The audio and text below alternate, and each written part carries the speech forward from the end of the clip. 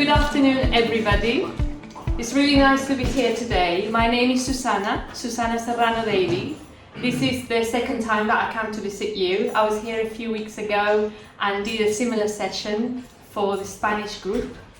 And so I hope that you will take as much part as they did. It was a really interactive session, and that's what I tried to achieve. So I want you to raise your hand and ask questions as we go along. If you don't understand anything that is particularly important to you, and I will do my best to be clear so that you all get good practice and also get useful information. So I am here today, and it's very interesting for me because a long time ago I was sitting on that chair learning a second language. I went to England when I was 21 and I didn't speak English at the time, so I had to, like you, go to language school and feel very lost and not really understand what was going on. But you know what, you do get better and you do learn, so I hope that here I'm sort of living proof that what you're trying to do is not that hard at all. And as you continue to learn and you practice, you will be able to communicate as yourself, even though it's another language. It's a little bit of perseverance and doing things like you're doing today, just getting yourself outside of the normal classroom and learning a language. So I am here today to talk to you about 5 opportunities. Who in this room has ever attended a job interview? Only one person. Who has been to a job interview? Someone? Pretty much. Everyone? Yes?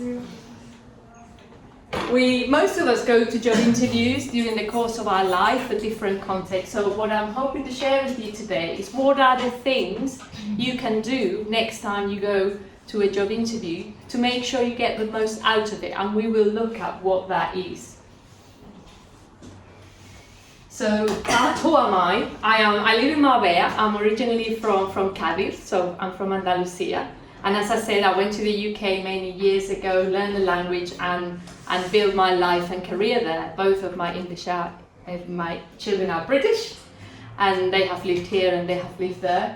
But what do? I am a mentor, I'm a professional mentor. I have built my career in the corporate world, working mostly in finance, and worked in massive organizations with lots of people, lots of headaches. And 3 years ago, I decided to make a change and leave that corporate jungle away, because I had come to the end of that phase in my career, and I now do professional mentoring. So I spend my life sharing my knowledge and my experience with other people so that perhaps they can pick up some tips they can apply in their own careers and their own lives. And it's a very good way to use my experience, but in a totally different way. A mentor, as I said, I published a book in November last year that I'm very proud of. It's a professional development book, and it's full of strategies and tips for people in the workplace, like the ones we will talk about today, although this topic is not in the book, with strategies and things that we can do to manage the situations we find ourselves. All of us find ourselves in challenges, whether that is coming up with conflict, or perhaps lacking a little bit of confidence, or really all those challenges are the same for all of us. And they are things that you don't necessarily learn at university, and you don't learn in traditional syllabuses. So it's a lot of the things that I have learned in my career that have really helped me become quite senior in organizations, because I have held positions of a lot of responsibility. I read that book as my way of giving not back but forward to the next generation. And how do I do that? And I do that in the book, I do that in the way that I work, and also I hope to do it with you here today, with your help. I use a method, and what that method is about is, on one hand, is identifying a pattern, a strategy, something that we can all use, like a recipe. On another hand is look for specific examples, because I'm personally quite tired of theories. To me, a theory doesn't mean anything unless you're able to put it into practice. And the most important part of my method is to actually use the people I work with, because I don't have your answers. I don't know what you need to do exactly next time you go to a job interview. But what I can do is give you hints and give you also questions, and you will see some of them throughout the session, that will help you identify on your own what's the right journey for you. Because we're all different. Nobody has a magic wand that you could just share knowledge with everyone. So with my method and your help, only if you collaborate like your colleagues did last time, we will be able to get this session a little interactive and getting us all to work. Because I don't intend to just be here talking for an hour. What I want to do is to have a conversation with you all. So where to begin when you start to find a job? I think when we start to look for a job, we often start thinking about the money that job is offering, start thinking about the skills that you need to do that job, whether it's close to your home or not. But actually, I believe there is a lot more that we need to consider, not just when we're looking for a job, but when we are going to find the right job. Because ultimately, we want more than a salary. We want a job where we are fulfilled, we're happy, we fit in, and ultimately, we thrive. It's not just about getting to work, doing the job, and going home. It's a big part of our life. I mean, how many hours do you all spend in your workplace? It's a lot of time. And yet, when we go about looking for a job, in my experience, we're not very proactive. We tend to look at the job advert and think about 3 or 4 things and go for an interview and even not ask many questions, and then there's a big change in our life on the basis of the very little work we have done.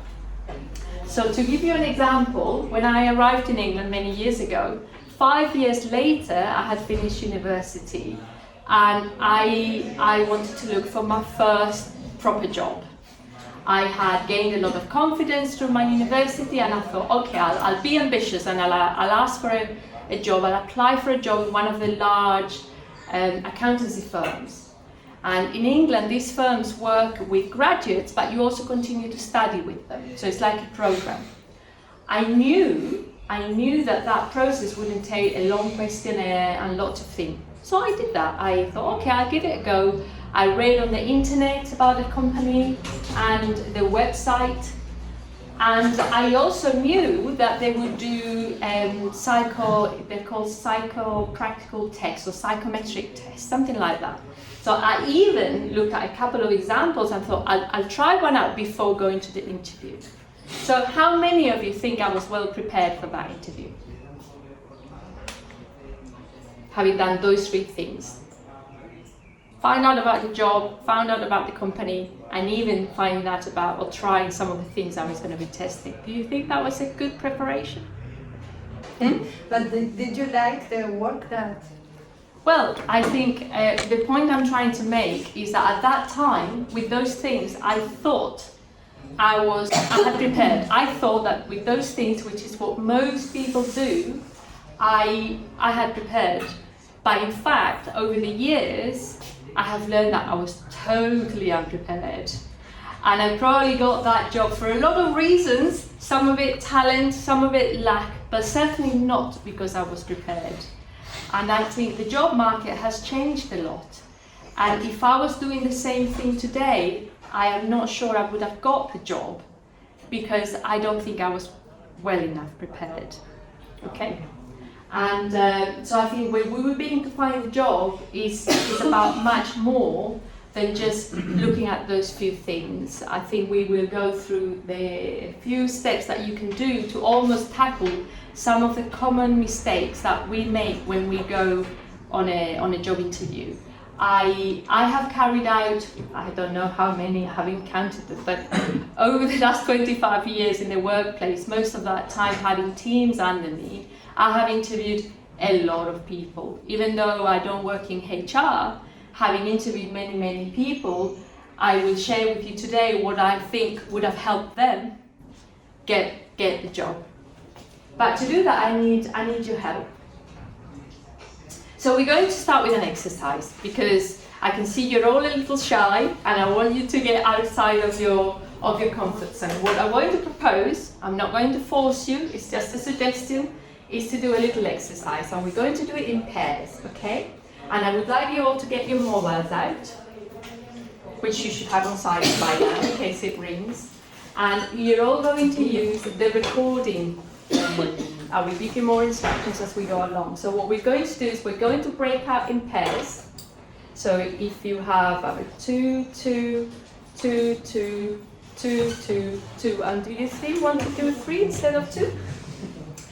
And what we're going to do is I'm going to give you a question. The most commonly asked interview question is, tell me about yourself and your experience to date. Isn't that the most commonly interview question that you get asked at the beginning?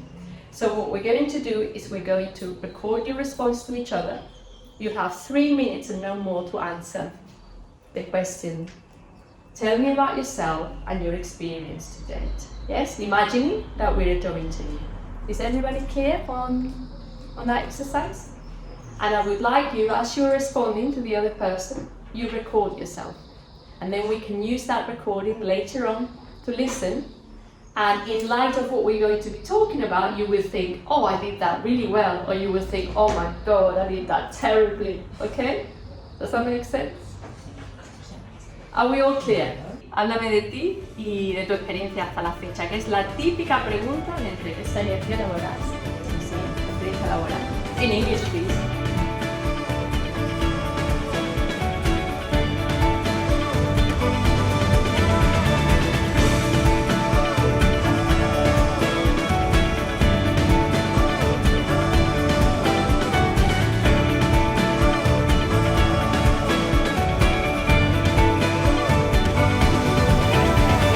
3 minutes fly by.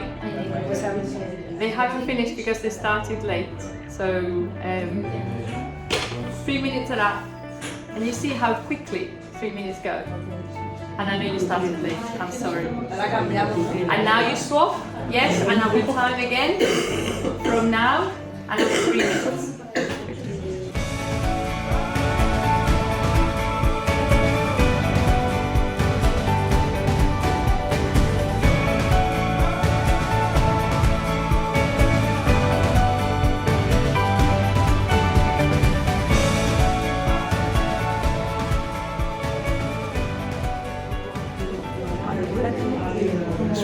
Up. The time is up. You can relax now. Time is up.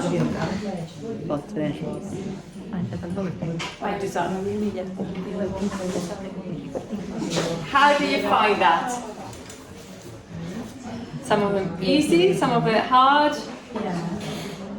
The first thing I would ask you to do, now we've had some practice, is perhaps to ask yourself some critical questions. First of all, am I able to provide key headlines about myself within 3 minutes?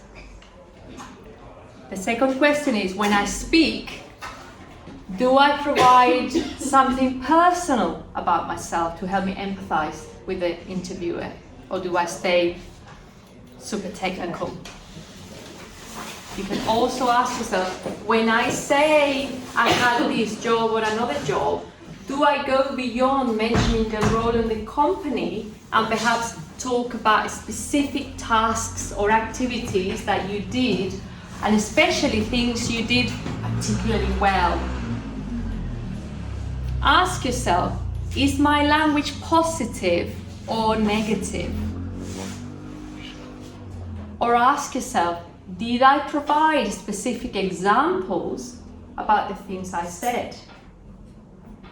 All of these things may or may not be in your short summary, but although it may seem unfair, most interviews are decided within the first few minutes. And if we're not able to open that door through those first few minutes, we may be missing out on a lot of opportunities.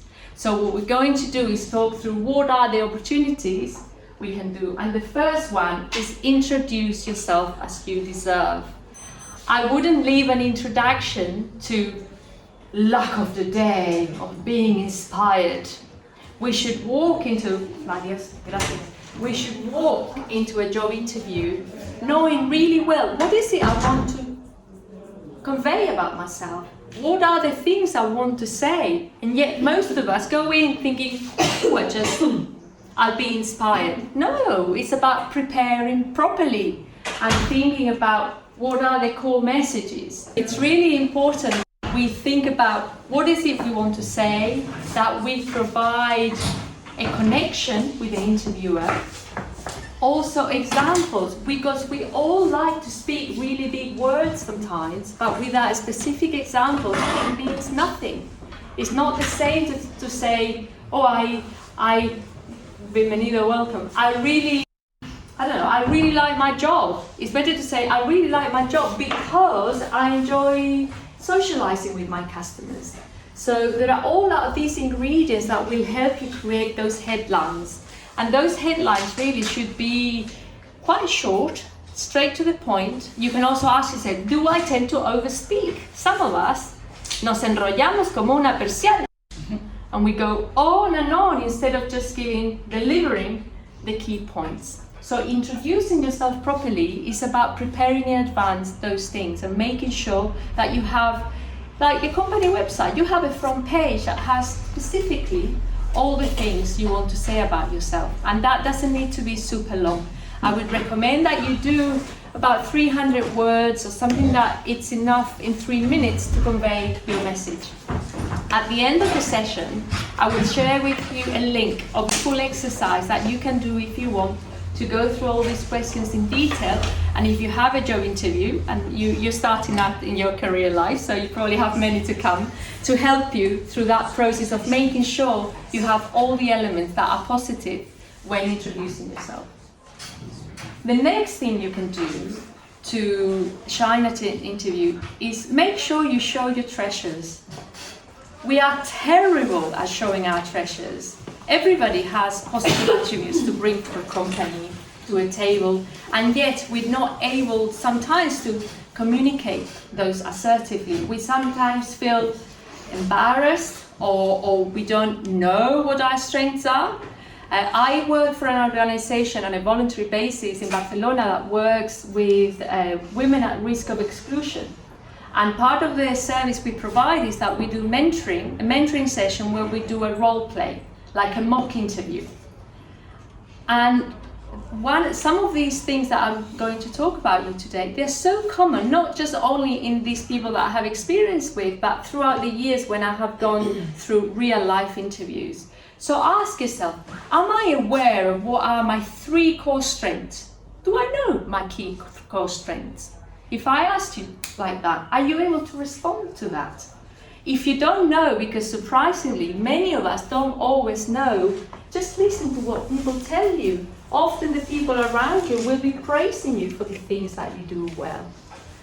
And also with your treasures, it's about balancing them. Because of course, we want to be able to tell the person that is interviewing us what are the good things that we bring to the table, but we don't want to get over the top and seem a little bit pedantic or over the top. So it's also, as part of showing our treasures, we also need to be aware of our weaknesses actually, and the things that perhaps we may not tick on the box of the requirements that the interviewer might have, and acknowledging them so that you're ready to respond if you're asked questions.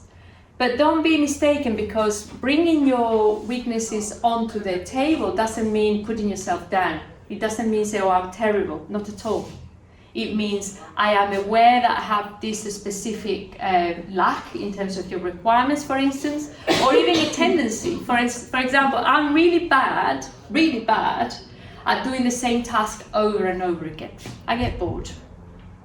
So the way I mitigate that weakness or that gap is saying, okay, when I'm working as part of the team, I'm building my team, I always make sure I have people in my team to support me in that way.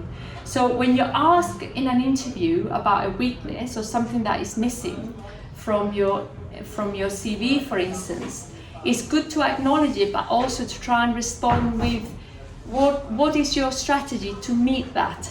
So it's almost like, yes, I know I have this challenge, but this is how I overcome it, so that you turn it into a positive rather than a negative.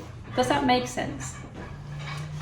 So as I said, do you know your 3 core strengths? If the answer is yes, great. If the answer is no, you can prepare, thinking about it and listening and taking feedback, you can prepare your interview. And I recommend that again, that you have like 3 sentences. 3 for your strengths and also 3 for your potential weaknesses. And what's important as well is to think about what is the relevance to your job. Because I may be a wonderful singer, but if I'm an accountant, I'm not sure the interviewer needs to know. So it's all about thinking, okay, out of my skill set, those things that I'm good at, what is applicable to this particular role, this particular company. And the easiest place to find that, if you're still unsure about what your strengths are, is look for the things you enjoy. The things you really enjoy, the things that make you go happy home, those are the things you're good at. So they're not that hard to find. The next step, or the next opportunity when looking for your next job interview, is to demonstrate that you fit in. Companies are social systems. A company or a charity or a school, they don't just want a pair of hands that will do a job. They want a person that will be a good fit to the team. So it's no good just going into your interview almost like blind to what the company is about. I have interviewed many people over the years that it was quite clear that they knew nothing about the company. They knew nothing about the culture, and other than the role description, they haven't even read the website. But if you're going to go for an interview, you need to think about, how do I persuade them I'm going to get on well with my colleagues, that I'm going to be a good fit. It's actually quite easy nowadays because companies love talking about what they're proud of on social media. Before it was just about having a website with this is what we're good at, but now they're constantly sharing things on social media. So by having a look at what are these companies boasting about, proud of, you can try and identify what are your common points of interest. So for example, if you are going to work for a tech company and in artificial intelligence, and you're quite geeky about all these gadgets and artificial intelligence solutions, that would be something that will make you fit in, and also will make you be more likely to be happy on the job. My daughter, for instance, she works for a company that makes vegan chocolate brownies. She's a vegan and she loves chocolate. So if you go to an interview with a company when you can find that connection, it's going to be much easier for you to fit in and also to persuade the person interviewing them that you're the right person for the job. But actually, I think that something we tend to do really badly is to ask the other question. And by that I mean, instead of asking, will I fit into the company, is asking ourselves, will the company fit into me? Quite often we don't tend to do the homework to make sure that this is the right environment for us. And when I think about it, this is a massive responsibility, because for a company, having a new team member is a responsibility. You need to be careful. But for us, as the candidates, it's a massive thing when you change a job, because you're changing 8 hours a day of your life to go into a place that potentially you don't know anything about. And this is where I think the biggest opportunity lies, to ensure not only that we can get them on board to give us the job, but for us to be rest assured that this is the right choice for us too. We tend to sometimes ask very few questions at interviews, and actually we're very entitled to ask the right questions, because there are things that are not public that we need to find out in order to assess whether that is the right job or not. I remember many years ago, I went to an interview in London for a job that I really wanted. This was a job in the center of London, in a big building, very shiny, like in the films, like you get these rounded doors. It was a really snazzy job. Also, it was a promotion. It was a better job than the one I had. it was more money, it shined. I was just gobsmacked by the whole thing. And I went and did this interview and I got the job. Success. Was it? Perhaps not. Because then when I started working with that organization and I realized the amount of problems that they had, and I realized what a toxic environment it was, that the extra money, the extra promotion on the shiny building soon didn't matter to me. And yet, ask yourself, last time you went to an interview, did I ask the right questions to find out whether this company is the right job for me? And if the answer is no, perhaps next time you can ask about, quite genuinely, things like, is the company in a good financial position, or is the company struggling? What are the common challenges that the team faces on a normal week? Or what are the main commercial challenges that the company is facing with respect to their competitors?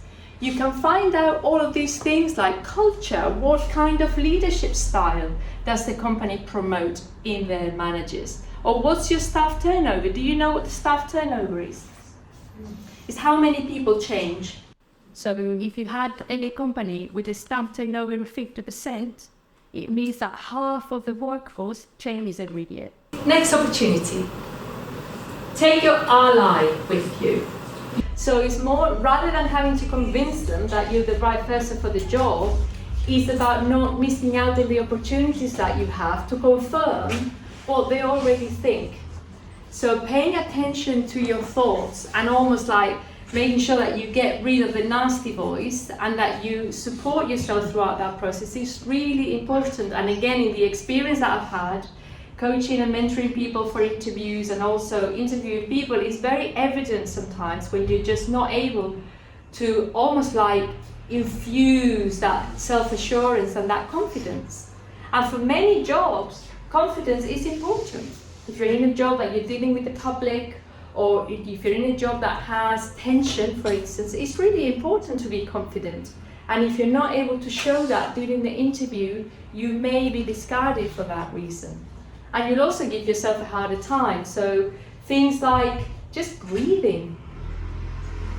We forget to breathe sometimes. You know, we get caught up. Or things like if you're asked a question and you're unsure, like earlier we were talking about, I was giving you instructions, or we were talking about what I was trying to just say, can you say that again? Or please give me a moment to think before I respond. And that is the thing that an ally, someone kind, would do to you. And what I'm saying is that we can do that to ourselves when we go to interview to help us through that process. The next opportunity comes with language. So very appropriate today in an English language class. I'm really nutty about the choice of words and the choice of language. I think language is extremely important. And how many of you think that you have the right attitude? Those that have the right attitude, raise your hand. One there. Oh, this is a shy group. I don't know what it is this afternoon. Come on, we all think we have the right attitude. I haven't yet met a person that said, I've got the wrong attitude. I haven't met people like that. We all think we do have the right attitude. Remember I asked the question earlier about positive or negative language. If we pay attention to some of the things we say, it can also help us go into the right mindset. So there are two things that I think are very common that I've seen in interviews that are not really helpful. And I'm trying to keep everybody, but it's difficult with that pillar there. So two behaviors that in my opinion show the wrong type of attitude that are quite common. First of all, the me. You heard anybody going always me, I? So ask yourself, when I'm talking, perhaps in your recordings later, or at home in a meeting, ask yourself, when I talk, do I tend to speak in the singular first person, I, or do I tend to speak in a we did this, we did that? Because when you walk into an interview, there's a big difference between saying, I achieved the sales record. That's quite hard. I haven't met anyone that works alone, to saying, we achieved the sales record. And if you pay attention to what your natural tendency when you express yourself is, you may want to switch, because when you're always saying I, you may give out the impression that you don't work as a team and you're a little bit egocentric perhaps. It's all about my belly button and not other people's. So that's one behavior that you can spot through language. And the second behavior that you can spot through language is through our excuses. How many of us go into making excuses? And when we make excuses, we're giving out the impression that we don't take accountability for what's happening. So I'll give you an example. In an interview that I carried out some time ago, there was a lady who had done some exams for the firefighter service, oposiciones para los bomberos. And she said, I'd studied really hard, but I was feeling unwell on the day of the exam, so I failed. So it wasn't her fault, it was the illness's fault. That doesn't come across very well. Whereas if she'd said, I studied really hard, and despite that I failed, so at the next round I changed the way I did my revision. Can you see the difference? So ask yourself, do I tend to make a lot of excuses when things go wrong? And I would encourage you as well to look at perhaps the things that are maybe missing in your CV in terms of experience. Or when something goes wrong, I mean, who nowadays hasn't at some point been perhaps dismissed, or they've been out of the job market for a while, or they've been in a company only for 3 months and then changed again. All CVs sometimes show little dark holes. So instead of making excuses, look at those things and say, how can I turn it around? How can I show it as an opportunity to learn or to grow, rather than pointing the finger, yes, at somebody else? How are we doing for time? Good. Just coming to the latter parts. Everybody clear up until then? So these are the 5 opportunities I had to share with you today. So to maximize your success at an opportunity, not only at an interview, not only to get the job, but more importantly, to get the job. Yes? First of all, introduce yourself properly, and that means planning what you want to say, not just turning up at the door. Second of all, make sure you show your treasures and you show your strengths, because you're not always going to be asked directly. So there is nothing to stop you in some of your headlines to say, actually, what I'm really good at is this and that and that. And another way to not say you're good at something is to say, I really enjoyed this and that.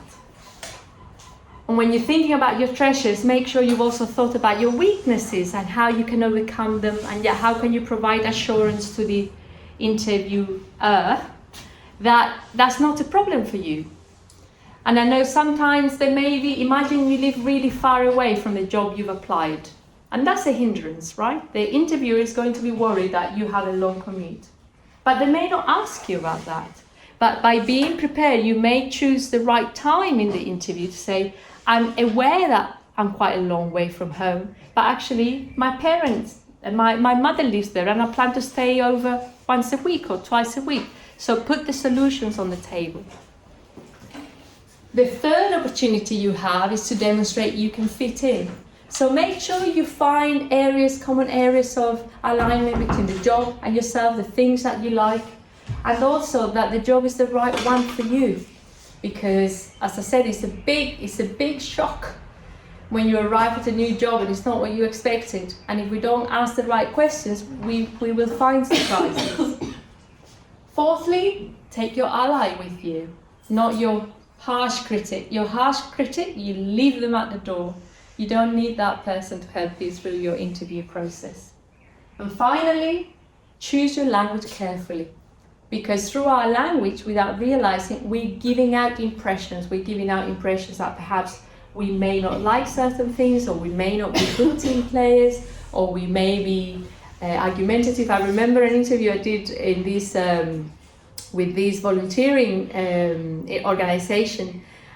We did a role play with a lady that within the first 5 minutes she had said to me, "Oh, because I looked after my mother because my brother couldn't be bothered to look after her."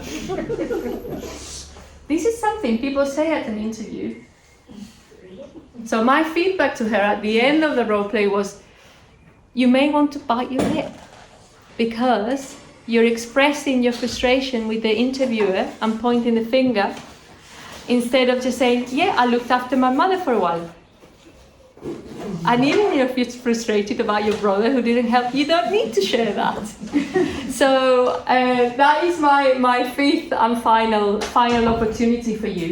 I recommend that you listen to the recording that we did at the beginning, and perhaps listen to that recording through a critical mind, thinking about the things we have talked about, because I'm sure there are things you hadn't quite thought of, and now you think, "Oh, perhaps I could have said this, or perhaps I could have said that," and prepare better for your next interview.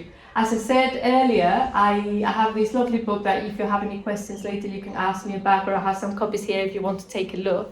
But what I'd like to do for the last few minutes is open the floor to questions, because you have been a very quiet group, smiley but quiet, and it's always more interesting if someone has a question, perhaps about a job interview you've had, or anything that I have said that wasn't clear enough, because I'm conscious that English is not your first language.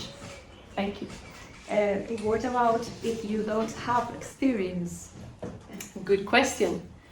When you don't have experience, I think you can always look for the behaviors. So for example, if you give me a specific example, a job you may want to have, but you don't have experience. Personal trainer? A personal trainer. Have you done any exercise? Do you do exercise privately? So you can go to a personal training interview if you're invited and say, "Okay, I am aware that I don't have professional training experience. I talked about acknowledging your weaknesses earlier, but I compensate for that because I'm really committed to my training program. I have also been supporting perhaps some friends. Why don't you start by having practice with a couple of your friends to be a personal trainer?" And you can go to an interview and say, "Okay, I haven't been a paid personal trainer yet, but I'm committed and I'm practicing." Can you see how you can turn something that is on the face of it an obstacle into an asset? Does that answer your question? Any other questions?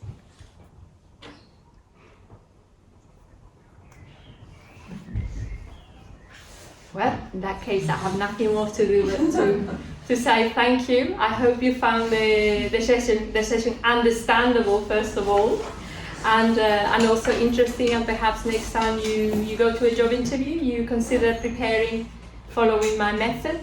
I will share through Outsi the link to the exercise I told you about, in case you want to go online and go through all the different questions to prepare properly for an interview. Thank you very much. Thank you.